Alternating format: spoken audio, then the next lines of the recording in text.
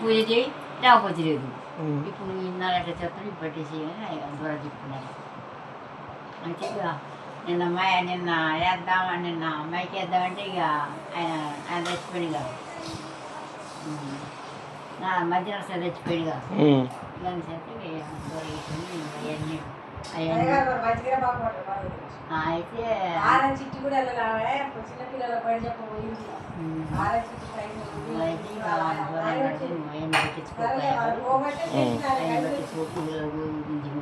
అది మేమంటే నీకు బాధ మస్తు బాధ ఒక మాట అన్నాడు వాడు ఎదురు కూర్చి మాట్లాడుతాడా చేస్తాడా